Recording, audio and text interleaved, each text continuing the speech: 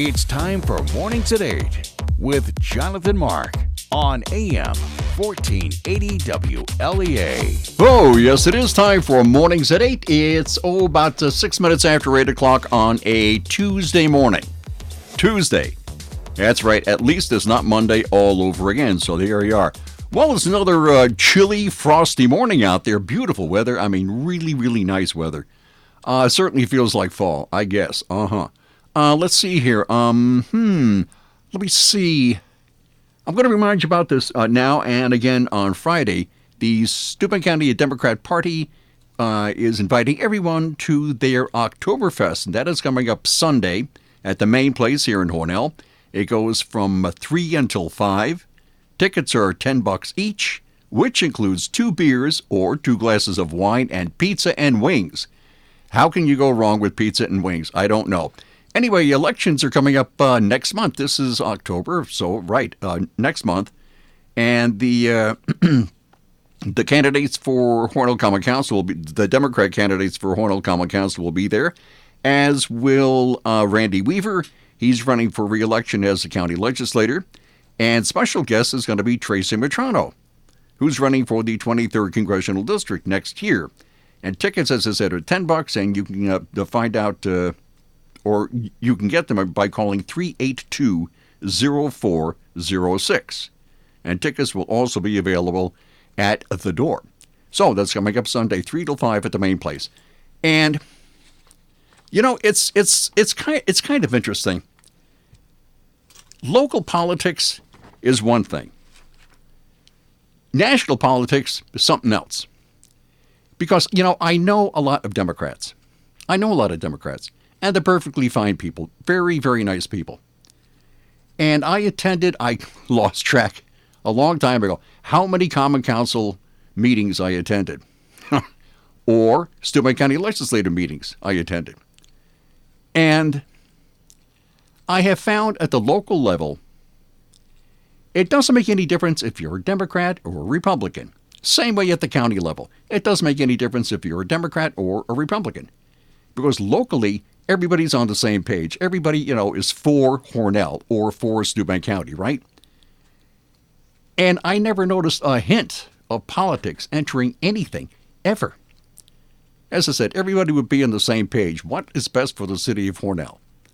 Or what is best for Steuben County? That's locally. Nationally, it gets just a little strange. Such as this evening, the 12 members of the Adams family, the Democrat candidates for the presidential nomination, are going to hold another debate. And why do I call them the Adams family? I don't know. It's just a mental tick or something. Because if you want to, I don't know, you turn on the TV and you're watching all these candidates, right? And then on YouTube, you go to the theme song from the old TV show, The Addams Family, and you play that as you're watching the candidates, and in my mind, it all makes sense. It's just, I don't know why it makes sense. Anyway, they're creepy and the spooky. Anyway, let me see. Bernie Sanders, one of the Addams family there. Bernie Sanders, oh boy, can he throw an insult. Boy, howdy, where did I find this on Fox News? Wow. Vermont Senator Bernie Sanders, the self-proclaimed Democratic socialist who's standing in the 2020 primary, has become threatened by Massachusetts Senator Elizabeth Warren's surge.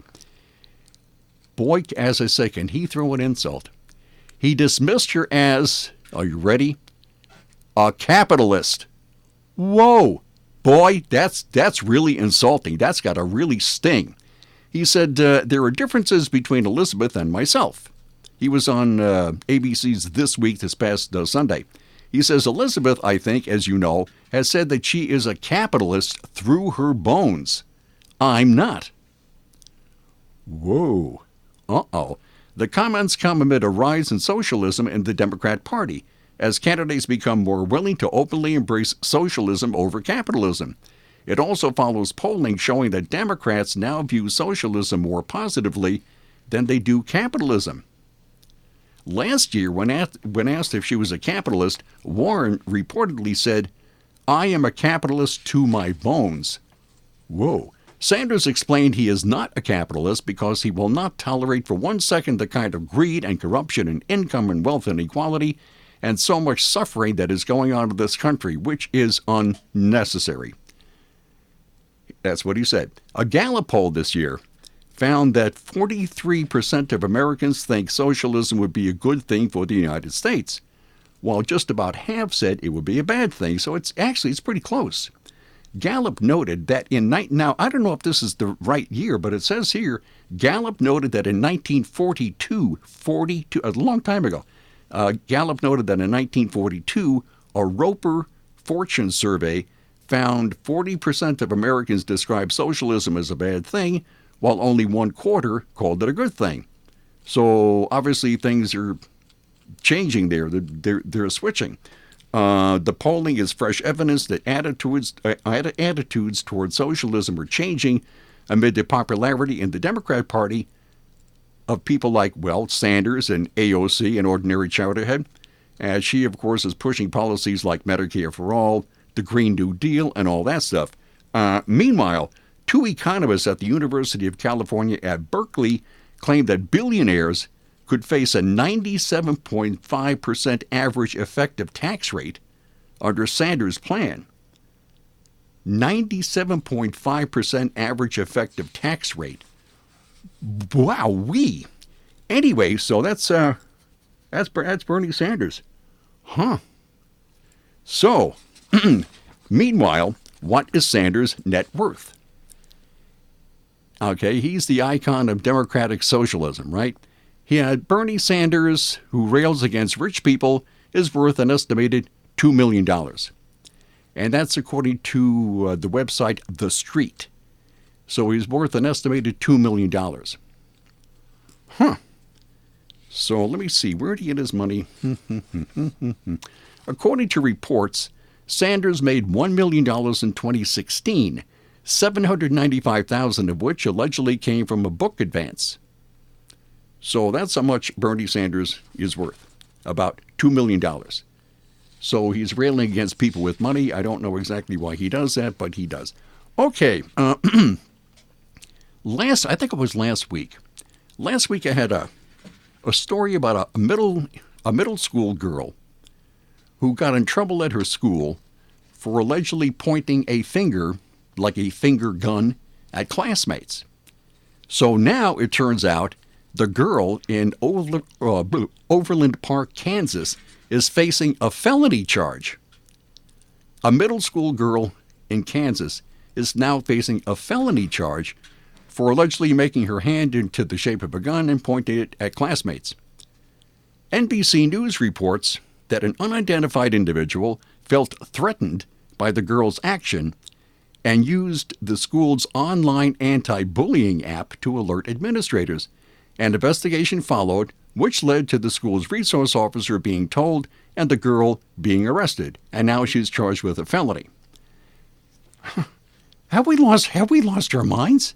I mean, have we lost our mind? Anyway, the Kansas City Star reports that the girl made a gun out of her hand by pointing her finger after another classmate allegedly asked her to name 5 people she would kill if she could.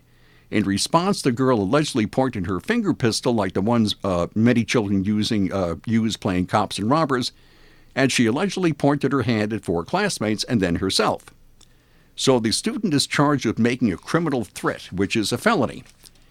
Johnson District Court documents show claims that the girl, quote, unlawfully and feloniously communicated a threat to commit violence with the intent to place another in fear or with the intent to cause the evacuation, lockdown, or disruption in regular ongoing activities. So I would like to be in the courtroom when they prosecute this girl for pointing her finger at kids. That'd be really interesting to hear how they prosecute that. I'd be really interested in hearing that. Okay, what else is going on here? Well, have you heard shaming? Now, shaming, I'm on the net all the time. Trust me, I'm on the net all the time. And this shaming thing, everybody's shaming other people about this and that. I don't know where that comes from, to shame a person. Anyway, I don't know. This is from AP. California Governor Gavin Newsom signs measure banning lunch shaming. California's governor has signed into law a bill that guarantees all students a state-funded meal of their choice, even if their parent or guardian has unpaid meal fees. The measure bans the practice of lunch shaming, in which students who owe the school money for meals are denied food or given a cheaper alternative meal. Under the new law, a school can no longer give a student a cheaper alternative meal. And what's the shaming thing? It kind of seems like a communist Chinese re-education camp or something, to shame people or you feel shamed. I don't. Brian, now, you're on the net too. What's the shaming thing? I don't understand it. It depends on which type of shaming you're talking about. Oh, there are degrees of shaming? Well, the one I hear the most is the phrase fat shaming, where like a singer or an actress will come out and say, I'm not going to take the fat shaming. Like, for example, some fans of this or that star will say on a post, if a star fat posts shaming. a picture that you look a little overweight, Okay. and you'll see somebody like Kelly Clarkson say, I'm not going to take fat shaming. Fat shaming. Well, if you're fat, you're fat. I mean, I don't want to seem insensitive here, but That's the phrase I see the most Fat connected shaming. with shaming.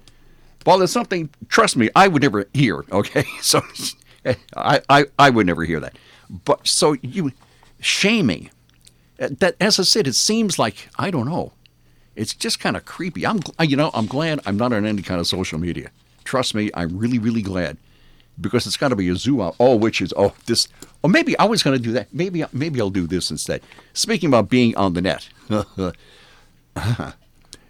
So this guy, he's 32 years old. Where did I find this? Fox News. Guy's 32 years old. Tommy Lee Jenkins. He's, let me see, recently moved from Oshkosh, Wisconsin to Whitestown, Indiana. So this 32-year-old guy is on some kind of a website, and he's chatting with a 14-year-old girl. Okay, he's 32, and the girl is 14. Her name is Kylie. So what a slug. Anyway, Mr. Jenkins, 32 years old, allegedly began demanding sexually explicit photographs from Kylie and making plans to engage in sexual activity, according to a press release from the U.S. Attorney's Office, right? This is in Wisconsin. So, when he was rejected, authorities claim Jenkins decided to walk to her 351 miles away.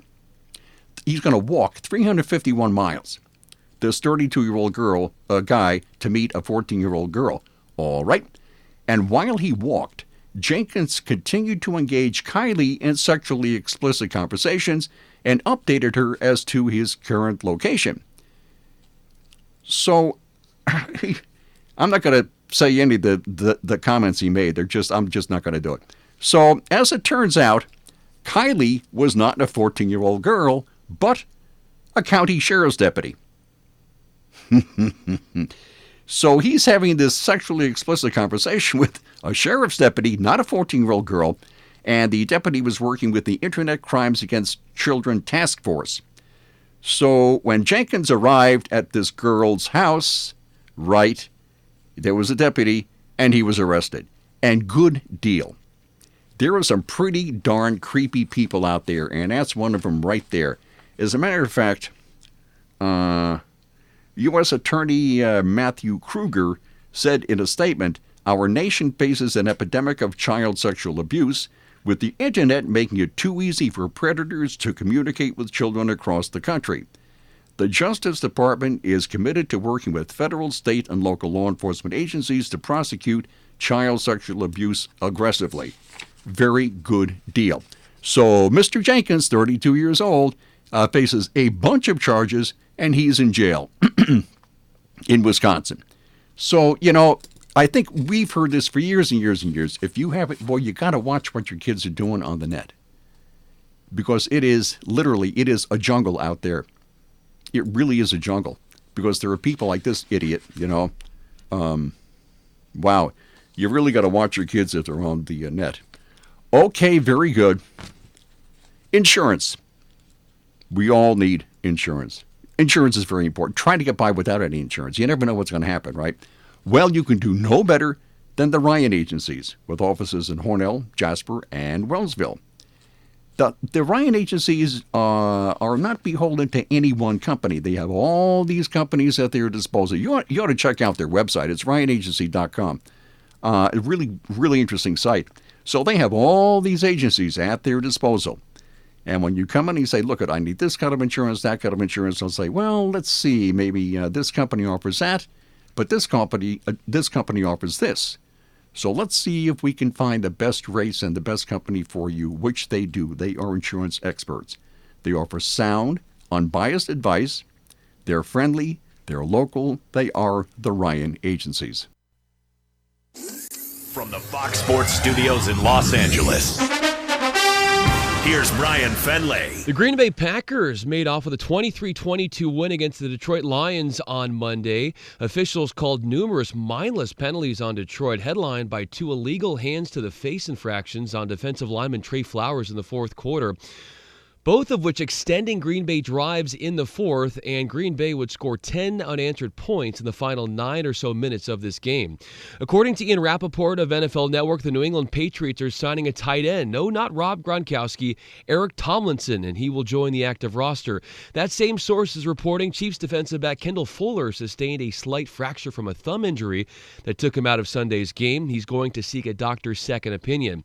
In Game 3 of the NLCS, Steven Strasburg striking out 12 as the Nationals get by the Cardinals 8-1 to take a 3-0 lead in the series. Game 4 is later today. I'm Charles Payne, and this is the Fox Business Report.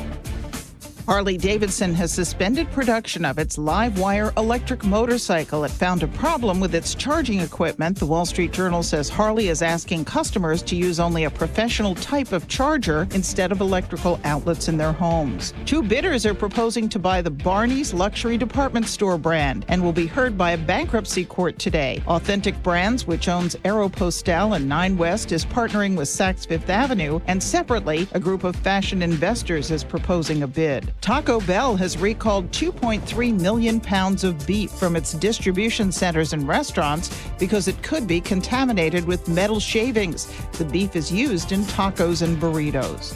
The Dow was down 29 yesterday. NASDAQ dropped 8, S&P down 4. That's your Fox Business Report. I'm Ginny Cosola, invested in you. The IRS has the power to take your property, garnish your wages, and even send you to jail for back taxes and unfiled tax returns. Don't wait for the IRS to kick in your door. Call Kick IRS today. At Kick IRS, we protect you from bank levies, wage garnishments, and asset seizures. No matter how much you owe, Kick IRS will resolve your tax debt and kick the IRS out of your life once and for all. Call Kick IRS right now at 866-KICK-IRS. That's 866-KICK-IRS. Or visit us on the web at kickirs.com. Today at Simmons Rockwell Nissan in Horseheads and Hornell, New York, you'll find brand new 2019 Nissan Sentra SV models equipped with 16-inch alloy wheels, rear monitor, push-button ignition, and cruise control for just $15,999. Shop Simmons Rockwell Nissan in Horseheads or Hornell. Simmons-Rockwell.com. Okay, where did I find this one? On Market Watch. Meet the millennial who sworn off her smartphone for 12 months for $100,000. No smartphone for 12 months, $100,000. Well, how does this go? Okay, Elena Mugden is a millennial's millennial.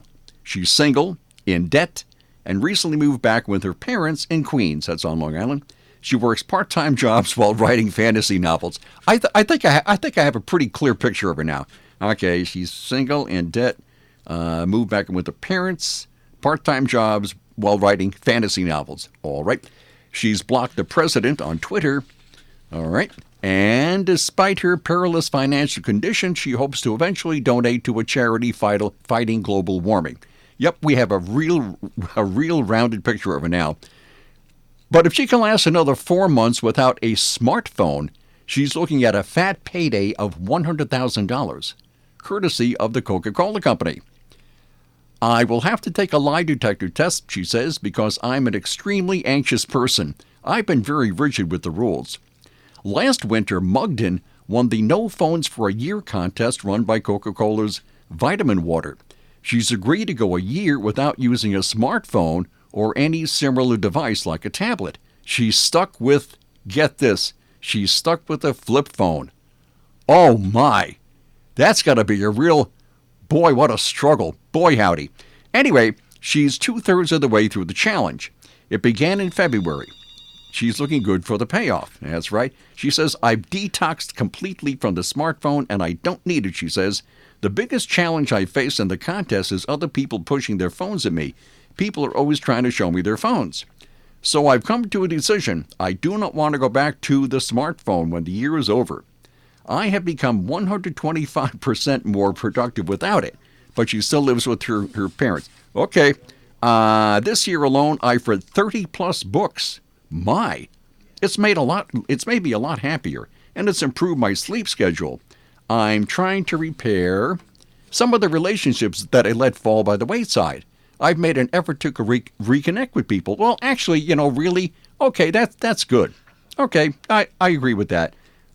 Being addicted to a smartphone, though. Anyway, when she looks back on her smartphone use, she is aghast. I was wasting time. I was basically doing nothing. I wasn't aware of how badly I was behaving with my smartphone until I had to relinquish it, she says. I was addicted to it. I definitely abused it. So she says she checked it out throughout the day and kept the phone by her bed at night. Sometimes when she couldn't sleep, she'd be on her phone until 4 a.m. instead of sleeping on the phone at 4 a.m. Unbelievable. Well, I wish her luck. I really do. So, yeah, alrighty. Without a smartphone for a smartphone. All right, fine. Yeah, it is an addictive thing. I mean, yeah, I think we all have stories about people who are totally addicted to their smartphone. We have a dumb phone. Okay, my wife and I have a dumb phone. And we also have a landline. So that's how old-fashioned we are. Okay, fine, very good. I guess I've done enough damage for one morning, and I will see you tomorrow at 8:05. Bye.